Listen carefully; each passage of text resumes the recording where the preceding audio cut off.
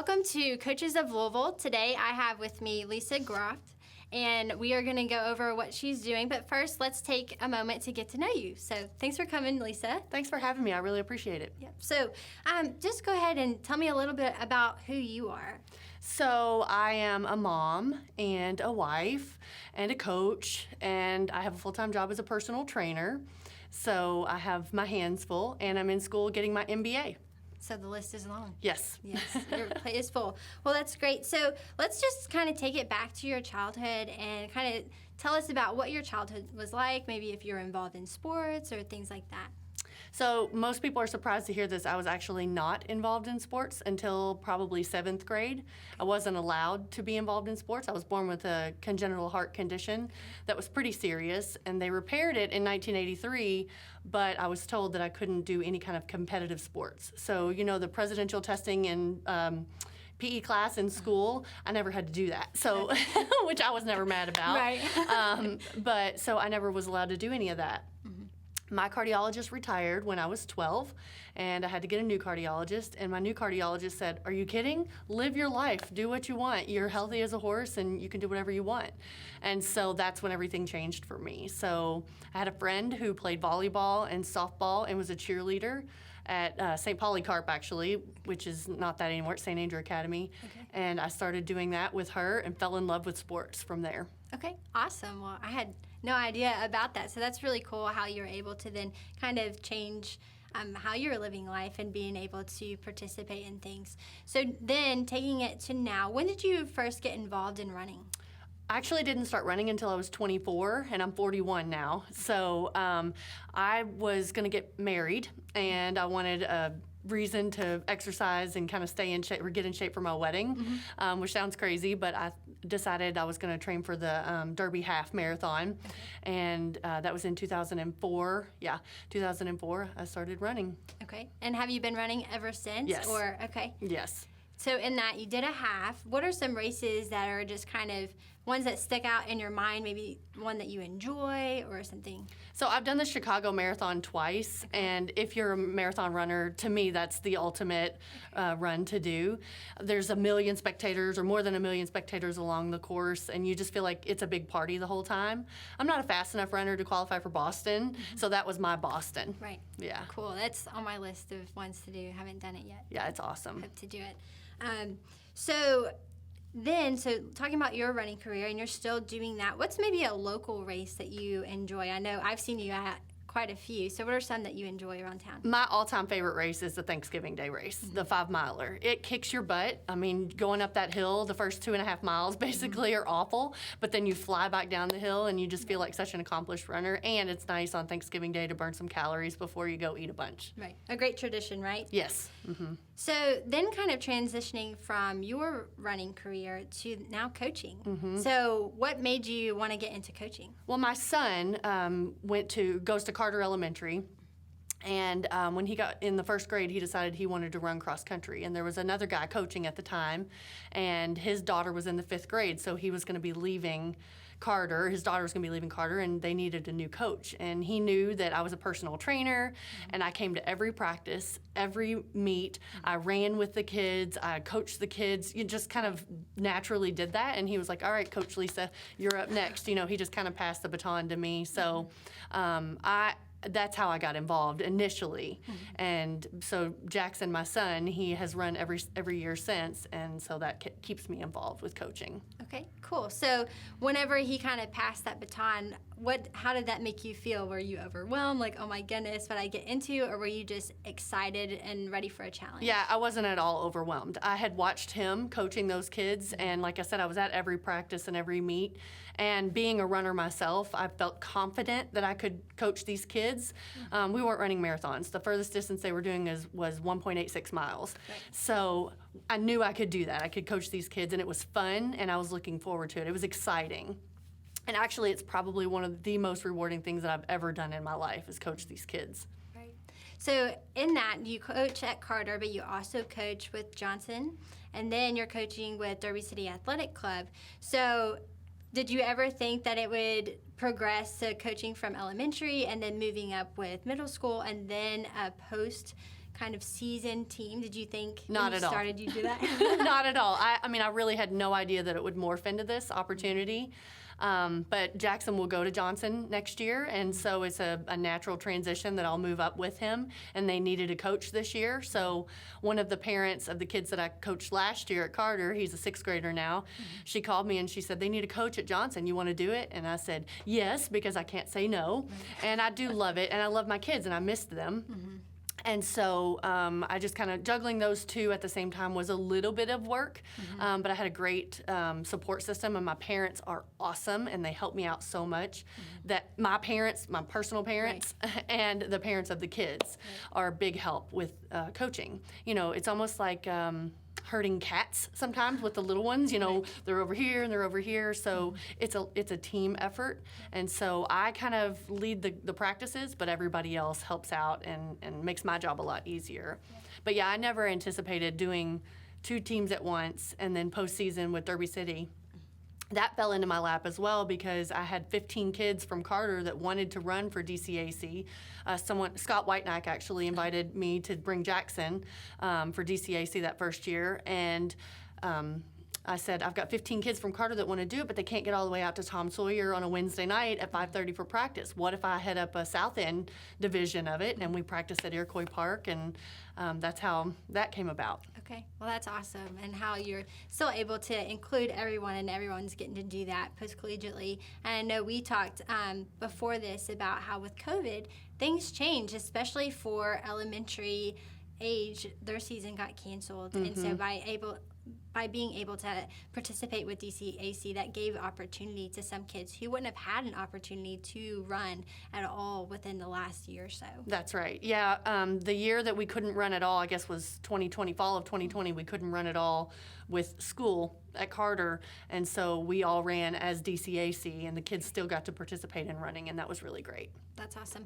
And one thing that's really cool about that postseason team is you get to meet people from all teams. You know, you'll have different people from different schools and all of that coming together to compete as a team, which to me makes the next season when you're competing as schools even more fun because you get to see those people, you know how they run. You can work together. That's what we did. Growing up, we ran with swag, and we would do those, and y'all come to the track sessions, you bring your kids. But we got to work with a lot of people from different schools, and when we were at meets, we were like teammates, you know, and we knew that, okay, at this point, this is how this person runs, and let's help each other, because at the end of the day, if we're all becoming better, then that's what matters. That's right. And I was afraid at first when I brought my group of South End kids that didn't know any of the kids from DCAC into that group, that there would be a little bit of, I don't know them, they're not my friends, I don't really know how to cheer them on or whatever. It wasn't like that at all. The DCAC coaches were so cohesive and brought everybody together, and it's really a great teamwork atmosphere, and we love it. We love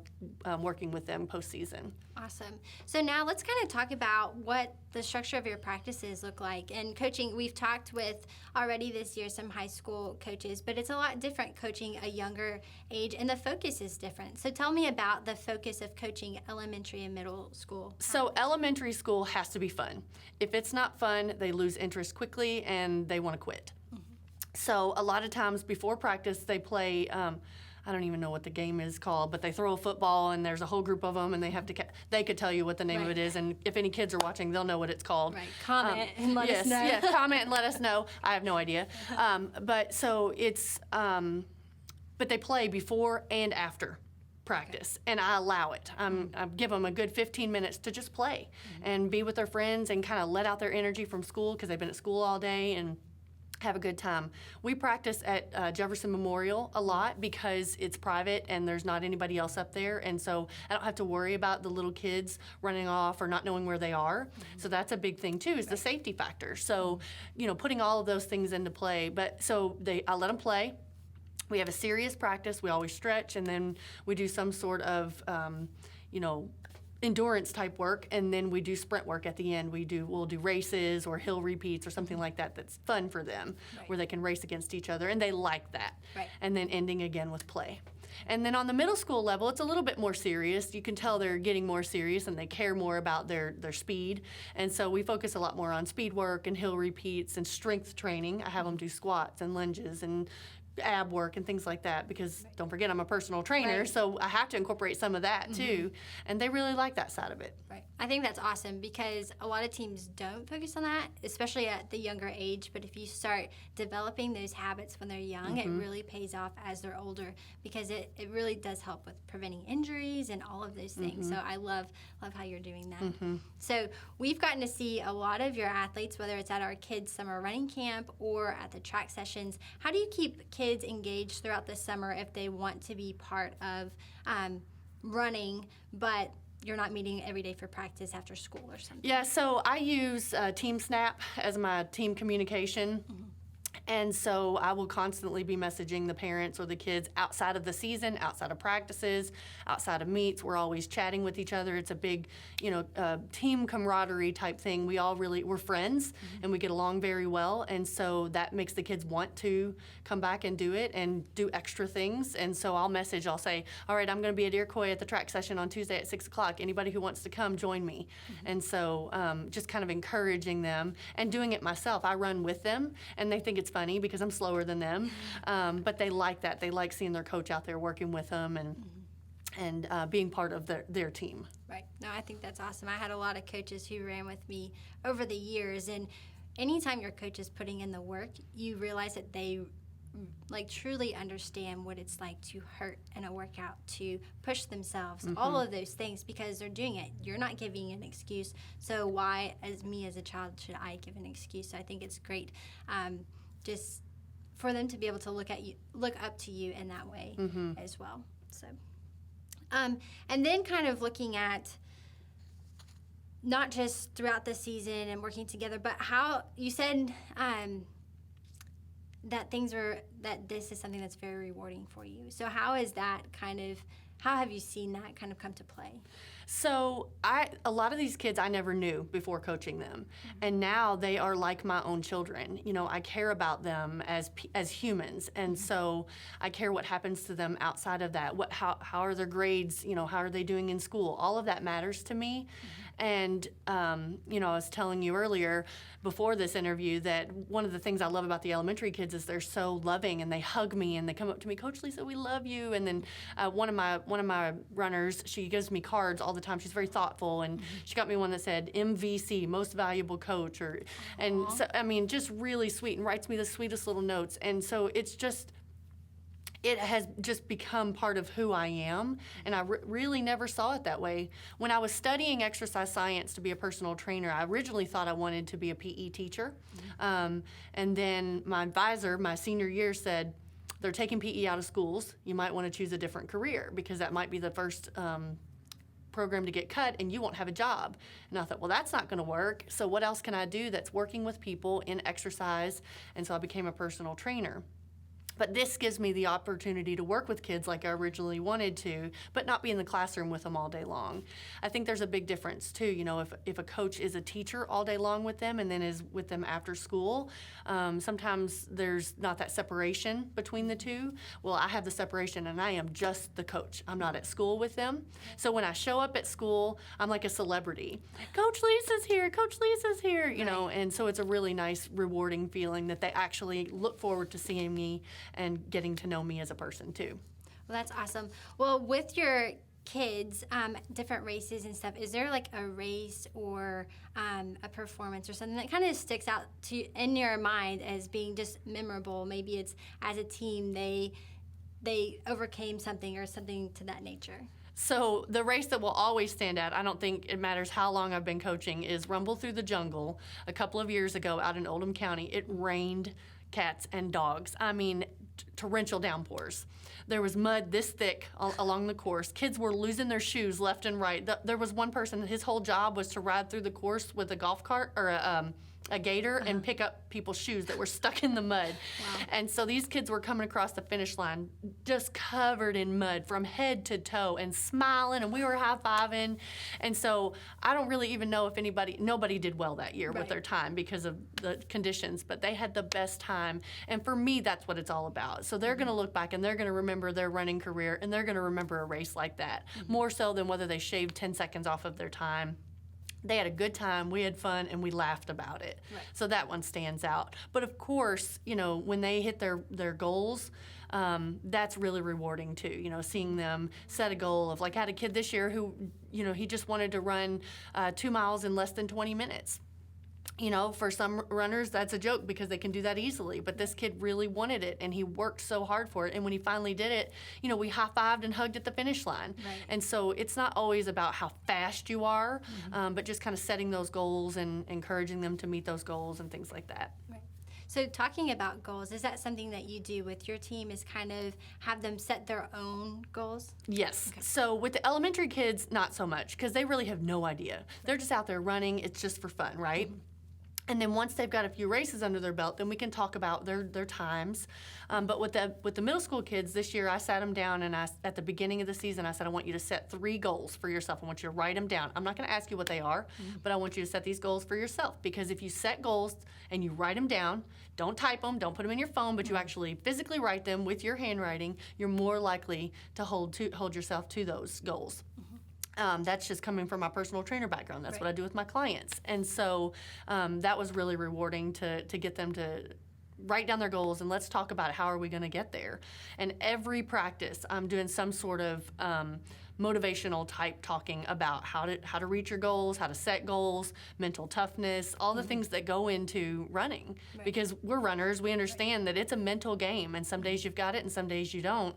And so you have to overcome that, and that's where mental toughness comes in. So I'm always talking about mental toughness with them and setting goals around that. Okay, that's awesome, because running is so much more than running, right? Yes. It's looking at the mental side of the sport, and then also focusing on, you said strength training. That's huge. And then if it's nutrition and all of those, is that a conversation that you bring up with them as well? Yes, always. And especially what are we eating before we're racing? What are we eating during the meets? Because if we're there for 4 or 5 hours, you can't go get in the snack bin and get a bunch of food out. We're talking about why it's important not to do that. What are we eating post race? What are we eating the night before? All of those things come into play. And I give them handouts. I have, I'm like a teacher. I have handouts at practices. I'm like, here you go, and take this home and show your parents. And then I make sure the parents know about them too, so that they can read them and they can reiterate those same ideas at home. Okay, that's awesome. And then we've talked some about cross country, but you also coach track with Carter. So tell us about that experience, because track is different than cross country. So it's a different atmosphere, although it's still very fun. It's just different settings. So coaching elementary school track is worse than herding cats, because there's a lot of standing around and waiting, right? And when you're running, it's those short distances, and then you stand and you wait. At practice especially, you stand and you wait for the next, interval or whatever it is that we're doing. And so then there's a lot of play in between. So that was very difficult for me. That was a different dynamic and different challenge, because I was used to, all right, go run. And then I wouldn't see them for 10, 15 minutes, just along the course. But this one, it's just run the straightaway, wait a minute, wait down there, and then I've got the next group coming. And the first year that I coached track at Carter, I had 50 kids on the team, and it was just me. Just you? So Wow. my husband helps out a lot. He is my saving grace. He is a savior for me, but because he comes to every practice and meet and everything too. But they were just looking at me like, Coach Lisa, what's next? Coach Lisa, what's next? And it's constant. And so that was a very different dynamic. And so unfortunately, that year that we did that, we practiced from February when it was so cold. I mean, I remember the kids having frozen snot on their faces because it was so cold outside, in their winter coats and earmuffs, practicing track outdoors. Right. And then we had one meet, and then COVID shut us down, so we couldn't have another meet. But we won. My girls won the 4x100. Okay. So we were excited about that, but I was like, all right, the next track season, we're going to do really well. So that's going to start in February. Practice will start in February for us, so I'm excited about it. Awesome. Do you think you'll have good numbers for that? I think so, yeah. I think people are ready the kids especially are ready to start doing their stuff again if they're not already. Right. Yeah. That's awesome. So then talking about coaching, and you got into it kind of on accident, you're helping, but who are some mentors that you have within the sport to help you as you continue your journey coaching? So someone who I've met very recently that I had heard about him, he was like a legend in the coaching world, but I didn't know him personally, was Barry Hayworth. And because I'm coaching with him through DCAC, he is hands down the best coach I have ever been around. just the way he talks to the kids and builds them up. If they have a bad night, even at practice, he makes sure to go up to them and talk to them and explain to them why a tough night at practice makes you a stronger runner overall, that you're not going to win every race, you're not going to have a good race every time you run. Even at practice, you're going to have some crappy runs, and that's okay.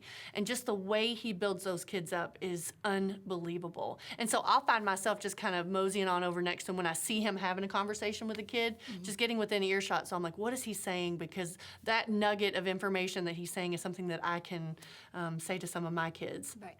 Because people respect him, his kids respect him, and he's a winning coach too. I mean, he won National Coach of the Year this year, just recently. Yep, I saw that. And so, I mean, it's not just about winning, though. It's really, truly how he talks to those kids and builds them up, and that's so admirable. Yeah, he's about coaching the athlete as a person, and then before the athlete, you Yes. know, like making sure that they are okay, or making sure that they are really set up for success in life, and then that the running will come and follow. Yes, absolutely. And then another thing that he does that I love is after practice, on our or after a meet, either one, on our DCAC Facebook page, he'll go on there and highlight some of the runners that he thought did a really good job and say why he thought so. And it's not always the fast runners, you know. And so I just think it's so awesome how he can be out there coaching. We've got 60 kids running, and he is paying attention to every single one of them, even if you don't think he is. So that's admirable. Awesome. Yes. And another cool thing about running is it isn't always about the fast times. You will have some kids who are maybe on the slower end, but they are working so hard, and that's when they are so excited and they're improving. You almost get not necessarily more excited, but you get so excited for those kids when they hit their goals that they've set than the people who are winning every meet. Obviously, you're excited for that, but it's just different types of milestones for them. And so everyone's hitting them. It's just always going to be different. Everyone can't win. That's right. But it's not, it's a really cool experience, I think. Well, and personally, I'm a middle of the pack runner. Because of my heart condition, I'll never be a fast runner. I can't push. I can't get to that exertion level. It's not smart for me to do that. So I'm a middle of the pack runner. You know, in my marathons, I was doing 9.5, 10-minute miles, just kind of chugging along, and that was okay with me. And so I can relate to the slower runners. I'm not as competitive as some of the kids that run for me. So sometimes that competitive spirit, I'm like, I don't understand where that's coming from. Can you explain to me why that's so important to you? So I'll try to talk to them about that. You know, why do you get so down on yourself and things like that? That's important to me because that dynamic is not something that I personally deal with. And so, so being able to coach all the different types of runners that are on the team, from the fast ones who want a PR every time to the ones that just want to complete the race without walking. So that's really a nice thing to do during practice and meets, and to go over what was your goal and did you accomplish it. Right.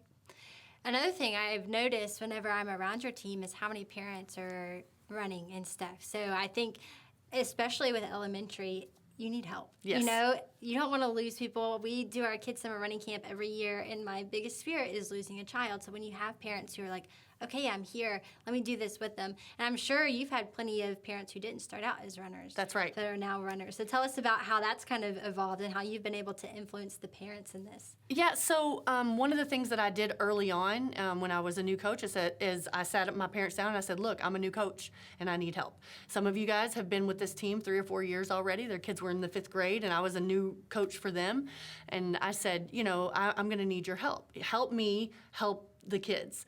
And so one thing that Coach John did before me is he would have parents walk at the back of the group and call them the turtles.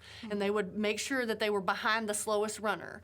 And so that was something that a tradition that I continued is because we're on those trails up in Jefferson Memorial or over at Iroquois, that can be dangerous if the kids are out there by themselves. So yeah, the parents are so willing to help out.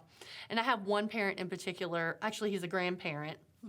And he was walking with us, you know, he would do the route or whatever, and he would walk, and then he eventually started running, and he would come to me and say, Coach Lisa, I ran the whole distance, I didn't walk. And so even the parents and grandparents were trying, and I felt like that was probably a testament to me kind of building everybody up, and I was pretty proud of that, proud of myself for that, if I can pat myself on the back. You know, just because that was the environment that I was, creating, was everybody try your best, and who cares if you're not fast, but do what you can do, and so that was a good testament to that. Yeah, no, that's awesome. And those are the moments that are very rewarding too, or that you get excited about. You didn't know that when you started coaching elementary that what you were doing was going to be affecting the parents, and that they're going to come excited, or grandparents coming excited. Hey, I just ran all of that. And you can be like, oh my goodness, and just as excited with them about that. Right. So that's very cool. Yes, it is. Yep. So kind of transitioning out of that part, but if you had any advice for aspiring coaches, or maybe coaches who are currently coaching different teams, what is some of that advice that you would like to give some of them? Well, I think kind of going back to what I said about it needs to be fun at all levels. I think it needs to be fun, because if we take fun out of sports in general, then what's the point? You know, it should be about teamwork and getting to know the people who you're with every day for a couple of hours a day. So I think if the coaches would take a good look at it in there, what am I allowing my kids to do that's fun, not just serious? Obviously, we have to get to work at practice. We know that. But before and after, we can have a little bit of fun and cut up and play games or whatever. So I would say that's probably a big thing. And then what are you doing with your kids outside of running? You know, are you having pool parties? Are you letting them have pool parties and get-togethers? Maybe you don't have to be involved in that as the coach, but, you know, kind of fostering that camaraderie and teamwork. Right, creating that culture. So That's then right. It doesn't always require you, because you can't be at everything. Right. But that they want to hang out with each other. We interviewed Coach Medley and for our January interview, and some of the guys from his team came, and a lot of them were on the team together, and those guys still hang out. They still talk all the time, and they didn't know that when they were in high school that still 8 years later, 5 years later, whatever it is, that they would still be as close, texting each other all the time. And that's what he created. He wanted to create a team of people who first respected each other as teammates and as people, and then that has translated into lifelong friendships. So, For sure. That's very important. yep. So that's kind of all the questions I have for you. Is there anything that you would like to add to this, or anyone you want to shout out, or anything like that you can kind of have some last words in this? Yeah, I just think in general, like I told you earlier, I really appreciate you having me on here. It means a lot that it's an honor that you would ask me to do this, because I'm a fairly new coach, but it's nice that you said, you know, you guys notice and you've paid attention to how hard I've been working, and that's really important to me.